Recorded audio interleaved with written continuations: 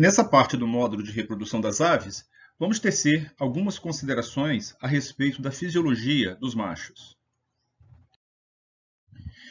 Inicialmente, vamos considerar os aspectos endócrinos e informando que o hipotálamo das aves produz o FGNRH1 e o FGNRH2, e que ambos são ativos.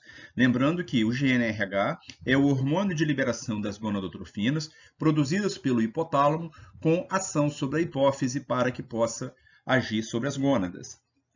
A hipófise, por sua vez, estimulada pelo FGNRH1 ou 2, responde produzindo o ICSH, no caso dos machos, e o FSH, também no caso dos machos, responsável pela espermatogênese. Lembrando que a espermatogênese dispõe de duas fases, uma espermatocitogênese e outra espermiogênese.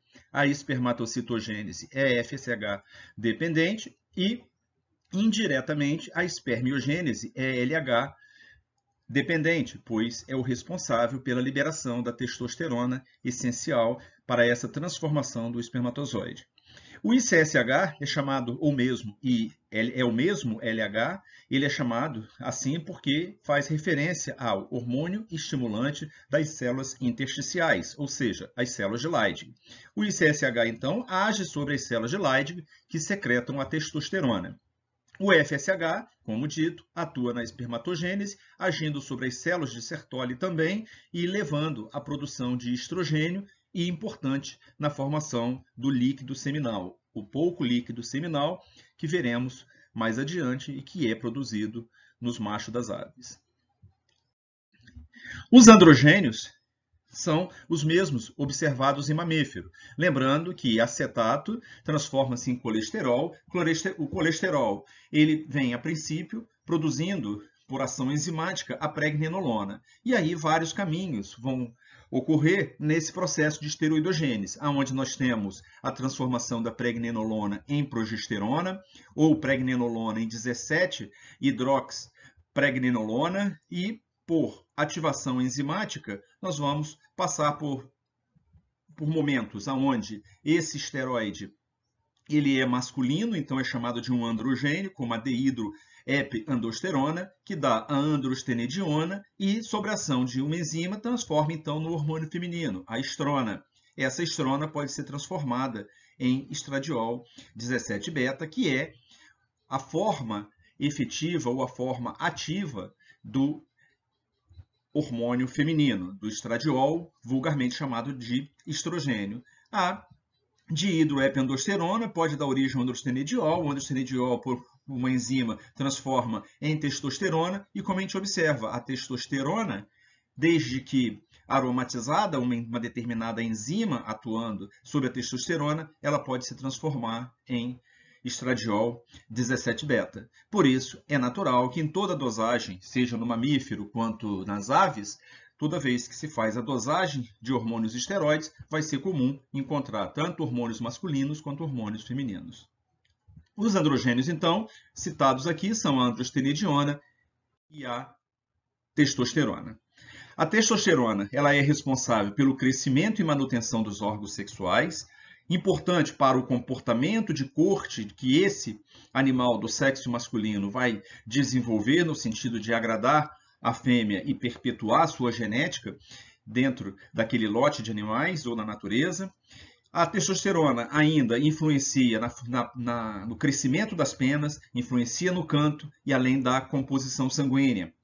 Nós observamos, em época de franca reprodução, que o plasma dos galos chega a ter um aspecto leitoso em função da grande quantidade de lipídios e que dão origem ao colesterol e, por consequência, entram na cascata de produção de esteroide, que chamamos de esteroidogênese. Além disso, a testosterona é responsável pelo desenvolvimento das características sexuais secundárias, que no caso dos machos são bastante evidentes. E aí nós temos cristas, esporão e barbela. Mostrando aqui na figura desse macho galos, galinha doméstica, observamos uma crista bastante proeminente. Essa é a região, então, chamada de barbela. E nos pés desse animal, nós vamos encontrar o crescimento desse dedo, dessa unha posterior, que é chamado, então, de esporão. No caso dos perus, tem desenvolvimento de características sexuais secundárias que indicam, né, um maior crescimento e uma grande hiperemia desse tecido carunculado que nós observamos nessas imagens, em tom avermelhado, e esse pequeno processo aqui anterior que cresce na medida em que esse animal adentra na puberdade e atinge a vida adulta. Essas características sexuais secundárias são testosterona dependente. No caso do pênis dos machos, nós utilizamos, né, para fazer referência ao que se chama de ereção nos mamíferos, nós chamamos de intumescência. Primeiro, não há um pênis verdadeiro e também não há bombeamento de sangue. O termo ereção, então, acaba não sendo usado e o termo intumescência peniana é o preferido, uma vez que o pequeno aumento de volume que ocorre no sistema genital, no pênis do macho, no próprio órgão copulador do macho, essa é devido à injeção de linfa. Então, nós dizemos que existe, no caso dos mamíferos, uma ereção com injeção de sangue dentro dos corpos cavernosos, e no caso dos machos das aves, nós dizemos que é uma intumescência, é onde ocorre um maior pressionamento de linfa para dentro, vinda dos corpos vasculares para o órgão copulador. O sêmen dos machos, ele é de pequeno volume, cerca de 0,5 a 1 ml, mas dispõe de uma alta concentração, citado aí algo em torno de 3,5 milhões por milímetro cúbico.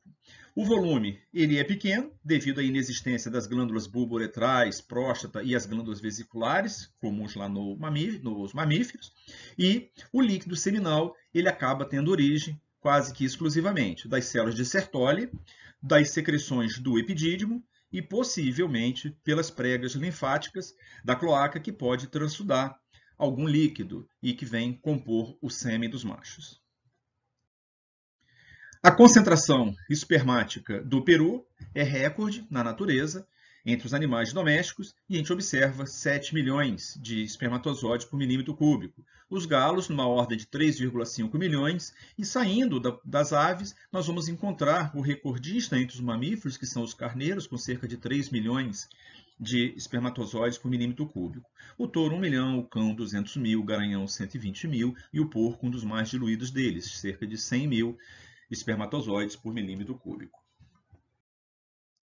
O espermatozoide, a estrutura dele mostra-se que ele é maior em comprimento do que o espermatozoide dos mamíferos, possui cabeças bem longas e filamentosas, diferente então dos mamíferos, e também não vamos encontrar a presença de gota citoplasmática ou gota protoplasmática distal ou proximal, como nos mamíferos.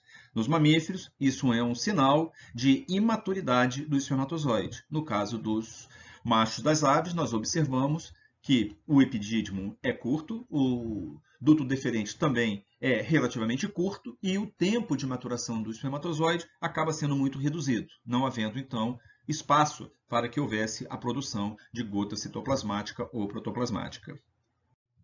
A maturidade sexual dos machos é atingida em torno de 5 a 9 meses de idade. Próximo a atingir a maturidade sexual, os frangos, que vão se transformar em galo, vão apresentar, como eu disse anteriormente, um plasma de aspecto branco ou leitoso. E no verão, um galo pode realizar até 40 cópulas, num período de 24 horas. Lembrando que os galos vão copular, basicamente, nos momentos em que houver luminosidade. A cópula é rápida e consiste, basicamente, no que se chama de um beijo cloacal. Nessa imagem, observa-se a galinha e o galo numa situação de cópula, onde o beijo cloacal ocorre. E veremos que, e vale, né, informar que, no caso do galo, o pênis, ou o órgão copulador dele, lembrando, ele é pequeno, não há uma intromissão do pênis no sistema genital da fêmea e que trata-se apenas de um beijo cloacal. No caso dos patos, a cópula acaba sendo um pouco demorada, né, um pouco mais do que no galos ou na galinha doméstica, e lembrando que também ele tem um pênis que chega a 5, 7 centímetros. E se observar, é possível observar nesse vídeo, né, que ele ainda estando com intumescência linfática, então é fácil observar o pênis desse animal. Mas, igualmente, o pênis desse animal não é um pênis verdadeiro, é um pênis que não dispõe de uretra e tem apenas um sulco por onde o sêmen escorre e adentra dentro do sistema genital da fêmea. No próximo segmento, vamos considerar um pouco da fisiologia da fêmea.